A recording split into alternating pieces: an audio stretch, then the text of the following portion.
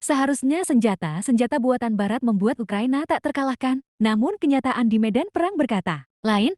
Semuanya justru disita dan dikupas teknologinya oleh para insinyur Rusia. Saat Washington kembali mengirim gelombang bantuan baru, Moskow menambah daftar rampasan yang memalukan bagi Barat.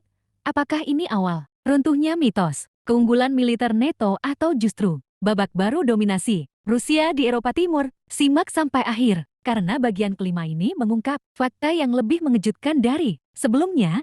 Yang pertama ada jet tempur F-16 Fighting Falcon buatan Amerika Serikat, yang kini menjadi salah satu simbol kegagalan strategi udara Ukraina. Pesawat ini dikirim melalui Polandia dan Belanda, dengan harga per unitnya mencapai sekitar 65 dolar juta Amerika Serikat atau 1 triliun rupiah. Dirancang sebagai pesawat multi-role, F-16 mampu membawa rudal udara ke udara, M120 dan rudal jarak jauh EJMIT-8 HARM yang berfungsi untuk menyerang sasaran darat dan menandingi jet Rusia di langit Donbas. Namun dalam kenyataannya, Rusia berhasil menembak jatuh 3 unit F-16 sejak tahun lalu melalui sistem pertahanan udara S-400 dan Bok Entry di wilayah Zaporizhia dan Kharkiv. Ironisnya, satu F-16 milik Polandia bahkan jatuh saat latihan di Radom tanpa sempat pilotnya menyelamatkan diri, mempertegas rapuhnya reputasi pesawat andalan NATO itu di tengah perang. Nyata kegagalan di udara tak berhenti pada jet tempur saja, bahkan di medan intelijen dan pengintaian teknologi, Barat kembali jatuh di tangan Rusia.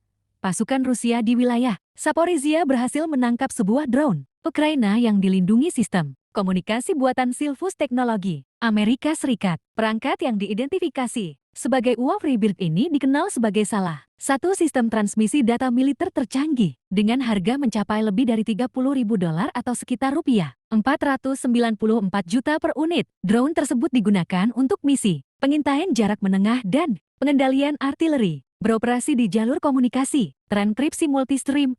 Namun ketika sistem peperangan elektronik Rusia menembus sinyal kendalinya, drone ini terpaksa mendarat darurat dan langsung diamankan setelah langit Ukraina kehilangan banyak drone dan jet tempur.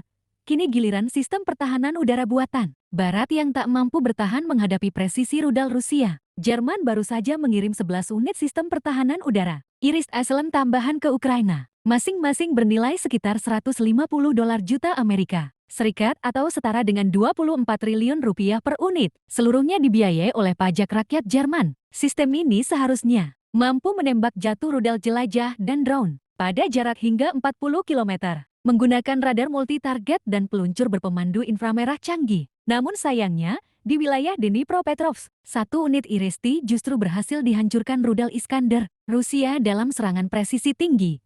Ironisnya, radar Iris-T gagal mendeteksi datangnya rudal, membuat seluruh unit hancur seketika.